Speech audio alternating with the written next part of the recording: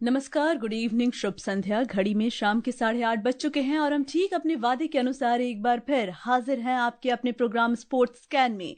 श्रोताओं, आज के अंक में तमाम खेल खबरों के साथ मैं हूं आपकी दोस्त और होस्ट जया भारती और इन खबरों पर विस्तार से चर्चा के लिए हमारे साथ स्टूडियो में मौजूद हैं वरिष्ठ खेल विशेषज्ञ शिवेंद्र चतुर्वेदी।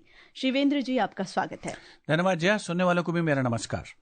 अगर आज का दिन देखिए शिवेंद्र, तो भारत के लिए काफी अच्छा रहा। अगर क्रिकेट की बात करें या फिर अगर हम बैडमिंटन की बात करें, जो पूरे सत्र की शुरुआत इतनी अच्छी हुई। जी हाँ, मलेशिया ओपन सुपर 1000 टूर्नामेंट है और इंडिया के लिहाज से अच्छी बिगनिंग हुई है, क्योंकि एक देखिए पीवी सिंधु बहुत दिन बाद कोर्ट पे वापस आई है, ये हमें नहीं भूलना चाहिए। सात्विक चिराग वहां खेल रहे हैं, लक्ष्य सेन खेल रहे हैं, आयुष शेट्टी खेल रहे हैं और सबने जीत से शुरुआत की है। ऑफकोर्स कुछ लोग हारे भी हैं, जरूर हम उनके बारे में बात करेंगे, लेकिन गुड बिगनिंग। और जैसे कहते हैं ना, well beginning is half done. वैसे यहाँ तो नहीं कह सकते, लेकिन हाँ फिर भी मैं कहूंगा अच्छी शुरुआत है। और क्रिकेट में साउथ अफ्रीका पर 3-0 क्लीन स्वीप अंडर 19 में सोने पर सुहागा क्रिकेट के लिहाज से। अंडर 19 वर्ल्ड कप शुरू हो रहा है, उस लिहाज से भी अच्छा रिजल्ट है ये। बिल्कुल, तो चर्चा करेंगे, लेकिन उससे पहले एक नजर अब तक की स्पोर्ट्स हेडलाइंस पर। बेनोनी में भारत ने तीसरे और अंतिम अंडर 19 एक दिवसीय क्रिकेट मैच में दक्षिण अफ्रीका को 233 रन से हराया। पीवी सिंधु और सात्विक चिराग ने मलेशिया ओपन बैडमिंटन टूर्नामेंट की शुरुआत जीत से की। अनाहत सिंह ने British junior open squash championship में रजत पदक जीता और महिला हीरो हॉकी इंडिया लीग में जेएसडब्ल्यू सूरमा हॉकी क्लब ने जीत के साथ अपने अभियान का समापन किया।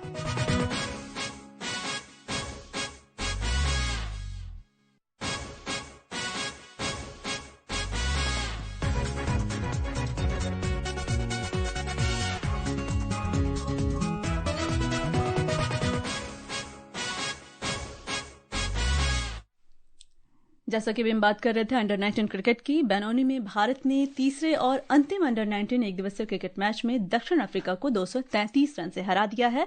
भारत के 394 रन के लक्ष्य के जवाब में बल्लेबाजी करने उतरी दक्षिण अफ्रीका की टीम 160 रन पर ही सिमट गई।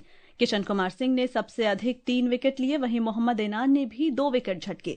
और इससे पहले वैभव सूर्यवंशी और एरॉन जॉर्ज की शतकीय पारी की बदौलत भारत ने 388 रन बनाए थे। इसके अतिरिक्त भारत को 5 पेनल्टी रन का भी इजाफा हुआ और इस जीत के साथ भारत ने 3 मैचों की श्रृंखला में क्लीन स्वीप कर लिया है।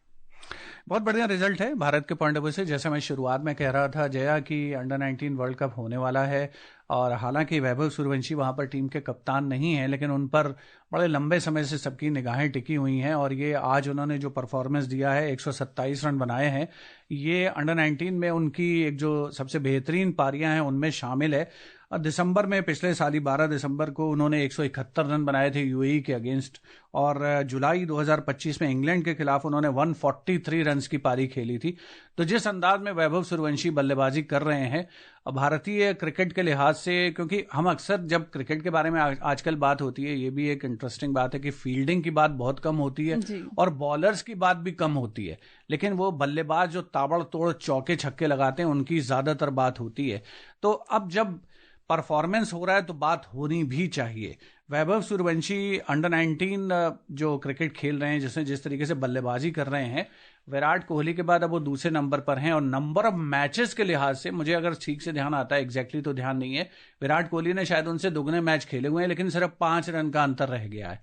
तो अंडर 19 वर्ल्ड कप जो होने वाला है उसके लिहाज से भारत के लिए एक बहुत अच्छा परिणाम है और साउथ अफ्रीका को वहां पे जाकर के उनके देश में क्लीन स्वीप करना किसी भी फॉर्मेट में ये आसान नहीं है।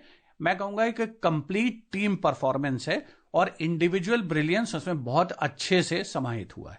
बिल्कुल, अभी जैसा कि आप बात कर रहे थे वैभव सूर्यवंशी की, हालांकि वो वर्ल्ड कप में कप्तानी नहीं कर रहे हैं, लेकिन इस बार जिस तरह से उन्होंने बल्लेबाजी की और कप्तान होते हुए जो संयम दिखलाया है, तो इनकी बात हो रही है। इसके अलावा कौन से उभरते चेहरे आपको नजर आ रहे हैं अंडर 19 में? अंडर 19 वर्ल्ड कप में देखिए, अभी कुछ दिन पहले भारत ने सीरीज भी खेली थी, म्हात्रे वहां पर टीम के कप्तान रहेंगे अंडर 19 वर्ल्ड कप में। उसके अलावा कुछ ऐसे खिलाड़ी हैं जिनकी चर्चा थोड़ी सी कम होती है। कई बार ऐसा भी लगता है कि जिस खिलाड़ी का चर्चा बहुत ज्यादा हो रहा होता है और जब वो D-Day आता है या परफॉर्मेंस वाली बात आती है, तब कहीं अगर वो ब्लिप कर जाए, फॉर्म डिप कर जाए, तो बड़ी निराशा होती है। तो बहुत बहुत बार ऐसा भी होता है कि आप टीम को एज ए यूनिट प्रॉस्पर करने दें, उनको आगे बढ़ने दें, और जब D-Day आए तब वो अच्छा परफॉर्म करें, तो वो ज्यादा बेहतर है बजाय इंडिविजुअल परफॉर्मेंस पे बहुत ज्यादा फोकस करने के। बिल्कुल। अब बात क्रिकेट की कर रहे हैं तो विजय हजारे ट्रॉफी की भी बात करते हैं, जहां एलीट ग्रुप के मुकाबले में कल महाराष्ट्र, दिल्ली, मुंबई, गुजरात, सौराष्ट्र समेत कई टीम खेलती नजर आएंगी। दिल्ली, पंजाब, उत्तर प्रदेश और कर्नाटक अपने अपने ग्रुप में शीर्ष पर बने हुए हैं। अगर इस मुकाबले में अब तक के प्रदर्शन को देखें तो देवदत्त पडिक्कल ने 100 की औसत से 605 रन बनाकर दूसरे नंबर पर काबिज हैं। इससे पहले देवदत्त लगातार टीम से इन एंड आउट होते रहे हैं, तो ऐसे में अब उनका ये प्रदर्शन भारतीय टीम में जगह पक्की कर सकता है।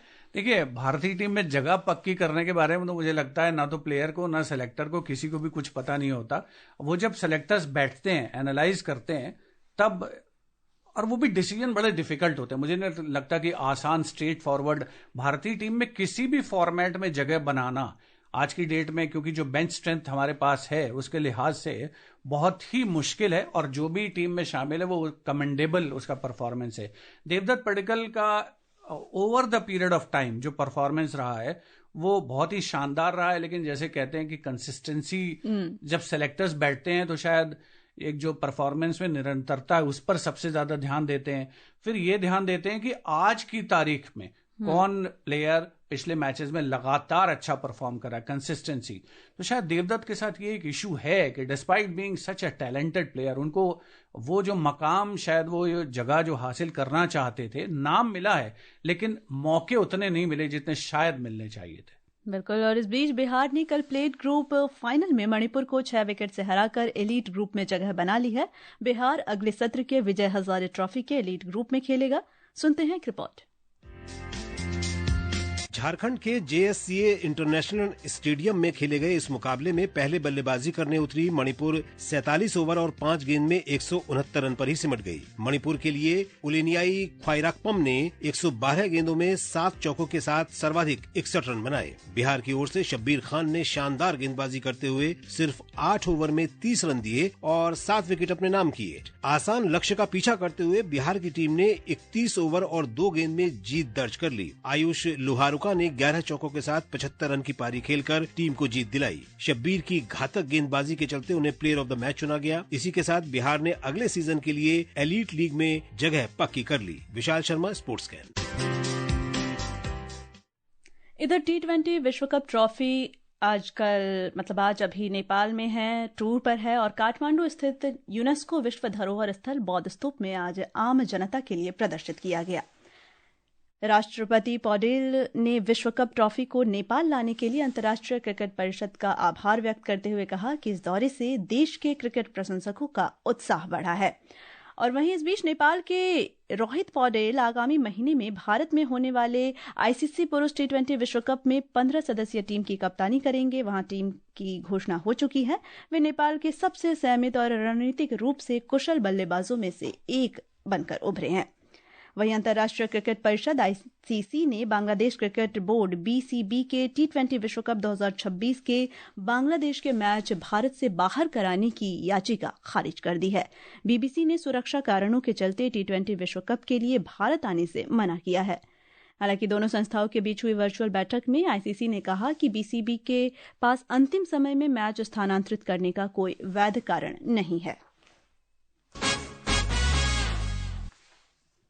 अब बात मलेशिया ओपन की, जहां PV सिंधु और चिराग शेट्टी तथा सात्विक साईराज रंकीरेड्डी की पुरुष डबल्स जोड़ी मलेशिया ओपन बैडमिंटन टूर्नामेंट में अपने अपने वर्ग के अगले दौर में पहुंच गई है।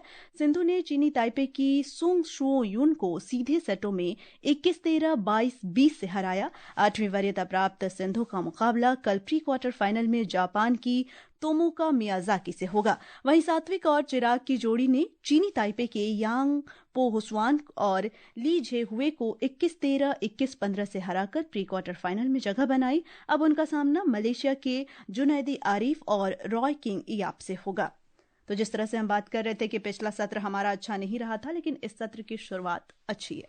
जी हाँ, बिल्कुल। पीवी सिंधु के पॉइंट ऑफ व्यू से जरूर मैं कहना चाहूंगा कि हालांकि उन्होंने सीधे गेम्स में मैच जीता है, लेकिन वो मैच चला 51 मिनट और दूसरा जो गेम था वो 22-20 से जीती। तो और शुरुआत में इनफैक्ट पहले गेम में वो काफी पिछड़ रही थी, लेकिन उन्होंने वापसी कर ली। अच्छी बात यह है कि वो दोबारा से बैडमिंटन सर्किट में वापस आई हैं और काफी महीने का ब्रेक रहा है। पीवी सिंधु एक ऐसी खिलाड़ी हैं जिन्होंने 2 ओलंपिक खेलों में भारत के लिए मेडल जीते हैं और हमेशा जो बैडमिंटन प्रेमी हैं वो चाहते हैं उनको बैडमिंटन कोर्ट पर सक्रिय देखना। इनके साथ साथ आयुष शेट्टी ने कल ली जी जिया को पराजित किया था। कल के कार्यक्रम में इसका जिक्र हुआ भी था, जो पेरिस ओलंपिक खेलों के ब्रॉन्ज मेडलिस्ट थे। आयुष शेट्टी ने भी अपना मैच जीता था। यहाँ आज एक इंटरेस्टिंग जरूर मैं खबर आपके साथ शेयर करना चाहूंगा। इंडिया ओपन बैडमिंटन का आज ड्रॉ आ गया है, जो अगले सप्ताह भारत में राजधानी दिल्ली में होने वाला है, आईजी स्टेडियम में। और वहां पर लक्ष्य सेन पहले ही दौर में आयुष शेट्टी से खेलते हुए नजर आएंगे। तो जो 4 सिंगल्स प्लेयर होंगे, इंटरेस्टिंगली पहले ही दौर में एक भारतीय खिलाड़ी एलिमिनेट हो जाएगा और Kidambi Srikanth former world number 1 और एचएस प्रणॉय वो सिंगल्स में खेलेंगे। लेकिन यहाँ मलेशिया ओपन टूर्नामेंट ये सुपर 1000 टूर्नामेंट है, हाईएस्ट कैटेगरी का टूर्नामेंट है। सात्विक साईराज रंकी रेड्डी और चिराग शेट्टी के लिए इंपॉर्टेंट है बहुत, क्योंकि पिछले साल पिछले 4 साल में पहली बार ऐसा हुआ कि 2025 वाज द ओनली ईयर जहां पर इस जोड़ी ने कोई खिताब नहीं जीता। फाइनल पहुंचे, सेमीफाइनल पहुंचे, लेकिन टाइटल नहीं जीत पाए। तो उस लिहाज से ये टूर्नामेंट मलेशिया ओपन भी आसान तो बिल्कुल नहीं है, ड्रॉ बिल्कुल भी आसान नहीं है। India open again will not be easy, लेकिन जैसे हम कहते हैं इंटरनेशनल फोरम पे जब हम जाते हैं एक भी मैच जीतना आसान नहीं है। पीवी सिंधु का मैं जिक्र कर ही रहा हूं, जो भी मैच खिलाड़ी जीतते हैं अच्छे हैं, कैलिबर है, 3rd सीडेड पेयर है सात्विक और चिराग का। उम्मीद करेंगे कि जो आगे के राउंड है कम से कम सेमीफाइनल तक तो उनको खेलना चाहिए। बिल्कुल। और शिवेंद्र, खास बात यह है कि दोनों के दोनों, यानी कि अगर हम सिंधु की बात करें या फिर हमारी डबल्स जोड़ी की बात करें, चोट के बाद वापसी की है उन्होंने। और ना ही सिर्फ वापसी की है बल्कि सत्र की शुरुआत जीत के साथ की है और ये सत्र दोनों के लिए काफी महत्वपूर्ण है। वहीं अभी हम लक्ष्य सेन और आयुष शेट्टी की बात कर रहे थे जो इंडिया ओपन में खेलेंगे, लेकिन कल मलेशिया ओपन में भी वो पुरुष सिंगल्स के प्री क्वार्टर मुकाबले खेलेंगे, जहां उनका सामना लक्ष्य का सामना हांगकांग के ली चुकी से होगा और आयुष चीन के शी यूकी का सामना करेंगे। भारत के अनाहत सिंह ने British junior open squash championship में रजत पदक जीता। बर्मिंघम में महिलाओं की अंडर 19 वर्ग के फाइनल में शीर्ष वरीयता प्राप्त अनाहत को फ्रांस की लोरेन बल्टायान से हार का सामना करना पड़ा। हालांकि अनाहत ने कल सेमीफाइनल में मिस्र की मलिका अल कराक्सी को हराया था और 17 साल के अनाहत ने 11-8, 11-7, 11-9 से जीत दर्ज कर पहली बार इस वर्ग के फाइनल में जगह बनाई। हालांकि उन्हें निराशा हाथ लगी। कोई बात नहीं, निराशा जरूर हाथ लगी, लेकिन अनाहत सिंह जैसी खिलाड़ी हैं, लगातार अपने कार्यक्रम में उनका जिक्र करते रहते हैं, उनके परफॉर्मेंस की लगातार चर्चा होती रहती है। और ब्रिटिश ओपन जैसा कल भी जिक्र हुआ था कि 100वां संस्करण है और बहुत ही प्रेस्टिजियस टूर्नामेंट है। और अनाहत ने पिछले साल अंडर 17 में वहां पे टाइटल जीता था, 2023 में अंडर 15 टाइटल जीता और 2019 में अंडर 11 टाइटल जीता था। तो 3 टाइटल पहले वो जीत चुकी थी। एक और खास बात थी यहाँ पर जया कि उन्होंने फाइनल तक पहुंचने के क्रम में इजिप्ट की 3 खिलाड़ियों को हराया था और जिस खिलाड़ी से वो हारी हैं वो यूरोपियन चैंपियनशिप में मेडलिस्ट हैं। तो आसान, जैसे मैं कह रहा हूं कि आसान तो कहीं भी नहीं है, लेकिन कहते हैं नथिंग सक्सीड्स लाइक सक्सेस। तो अगर खिताब जीत जाती तो बढ़िया एक बेहतरीन शुरुआत होती, अभी भी उतनी खराब शुरुआत नहीं है। जी। अब बात हीरो हॉकी इंडिया लीग की, जहां महिला खिलाड़ियों ने JSW सूरमा हॉकी क्लब ने अपने अभियान का समापन जीत के साथ किया है। आज झारखंड के रांची में मरांग गोम के Jaipal Singh astroturf hockey stadium में खेले गए मुकाबले में सूरमा ने फाइनल में जगह बना चुकी श्राची बंगाल टाइगर्स को कड़े संघर्ष में 3-2 से पराजित किया। हालांकि यह मुकाबला अंक तालिका के लिहाज से औपचारिक था, क्योंकि सूरमा पहले ही टूर्नामेंट से बाहर हो चुका है और टाइगर्स ने फाइनल में प्रवेश कर लिया। इसके बावजूद दोनों टीमों ने पूरे जोश और प्रतिस्पर्धात्मक भावना के साथ खेल दिखाया। मैच का फैसला अंतिम क्षणों तक अधर में रहा और दर्शकों को रोमांचक मैच देखने को मिला। और इस जीत के साथ JSW सूरमा ने टूर्नामेंट में अपना अभियान सम्मानजनक तरीके से समाप्त किया, जबकि श्राची बंगाल टाइगर्स अब फाइनल मुकाबले की तैयारी में है। ये भी पैराडॉक्स है कि एक टीम जो फाइनल में पहुंच चुकी वो आज अपना अंतिम मैच हार गई। जो टीम खिताब की दौड़ से बाहर हो चुकी थी उसने जीत के साथ समापन किया। तो जिसने जीत के साथ समापन किया उनके लिए अच्छा, फाइनल के लिए उनके लिए एक चेतावनी टाइप की है टाइगर्स के लिए। बिल्कुल। और श्रोताओं, अब समय हो गया है आप सभी से विदा लेने का। कल इसी समय फिर मुलाकात होगी खेल जगत की तमाम खबरों के साथ। शिवेंद्र जी, आप हमारे स्टूडियो में आए और खेल खबरों पर बात की, इसके लिए धन्यवाद। थैंक यू जय। इसी के साथ